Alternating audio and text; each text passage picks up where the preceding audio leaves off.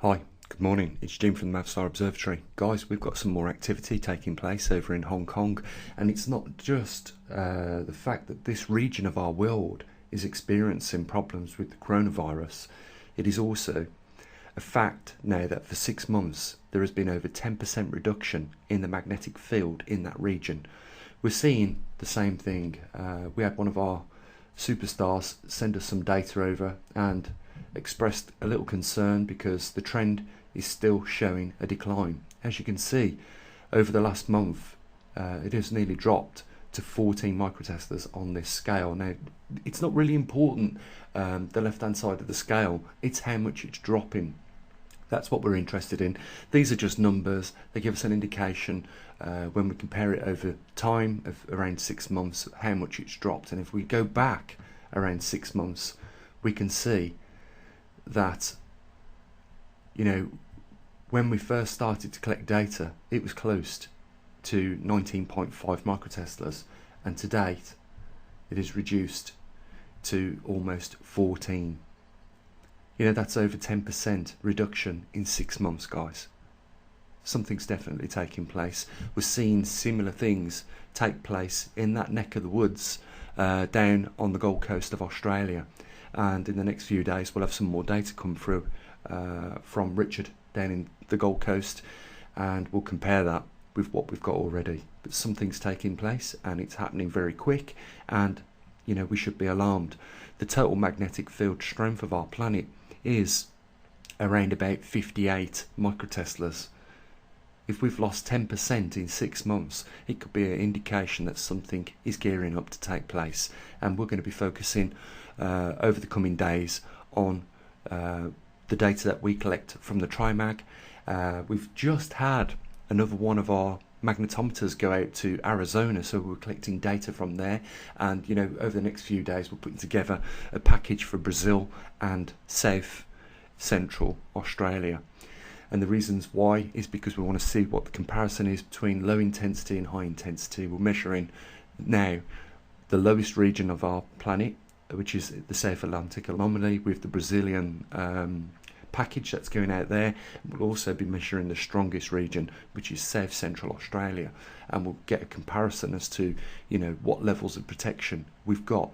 Because what's important is that as we experience a further weakening of our magnetosphere, what we're going to see is more cosmic rays coming in. And with our muon detectors that we're sending out to Brazil and Australia, we'll have an indication of exactly how much cosmic rays are entering our planet right now in the weakest field of protection and the strongest. So guys, now is the time to get beyond this observatory. Things are really starting to take place and happen, and you know, we are getting closer to that time where we could see an excursion and, at the worst extreme, a pole reversal on this planet. So, you know, there's a link down there if you want to support us. Brian, I've got to say special thanks to you for the, you know, the donation that you put in over the weekend. You know, I can't thank you enough, but really we need more people coming now and stepping up and supporting what we do on this observatory. You know, we do a lot more than just talk about it. Remember that, guys. We are actually out there with equipment globally around, you know, Kentucky, Southern California. We're in now Arizona, Hong Kong, Perth, Australia, and on the Gold Coast of Australia, and soon to be, as I've said, in Brazil and in South Central Australia for those reasons I've mentioned. What the carbon or CO2 output was for today. Remember, it fluctuates, and we're at 417 parts per million. It doesn't mean that we're having an effect by the levels of oxygen because CO2 is increasing in the atmosphere. What you've got to remember is that CO2 is a trace element. It only makes up 1%, or not even 1%, with a lot of other trace elements in our atmosphere. So there's nothing at all to worry about. The fact that we are at 417 parts per million. If I brought that detector in here and took a measurement of the living room right now where I'm standing, it'd be over 1,000 parts per million. So, you know, with our governments talking about, how dangerous is it when we leave our front doors and come from an environment that is over 1,000 parts per million into an environment which is at 417 parts per million, I'm sure we're not going to be too concerned. The only thing is that, you know, the rest of the biodiversity on our planet, all that green foliage out there thrives when we have an increase in CO2. Like I say, the oxygen is still at 21.10%, and we're never going to affect that reservoir in our atmosphere because it's a huge amount. 21% of our atmosphere consists of oxygen. You know, when you put it in perspective, with all the alarmists that's talking about how much CO2 is going into the atmosphere, it's absolutely crazy. You know, who wants to see our Earth creep below 400 parts per million? Because all that will do is shut the biodiversity down of our planet. You know, whose best interest is it for that to happen?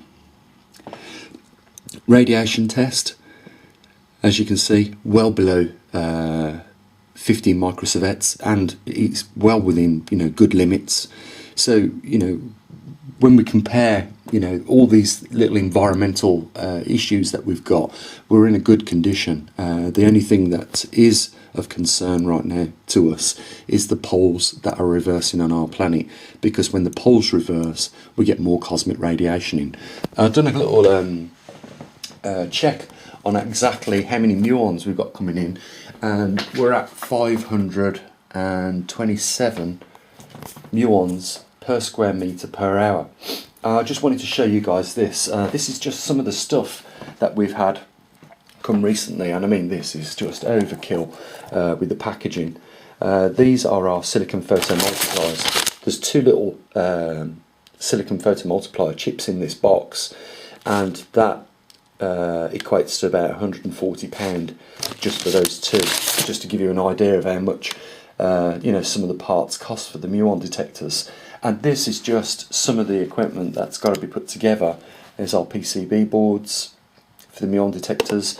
These, as you know, are our magnetometers, and you can see a little Arduino in there, and I haven't got it attached at the moment, but just on the end of that Arduino shield goes our magnetometer chip.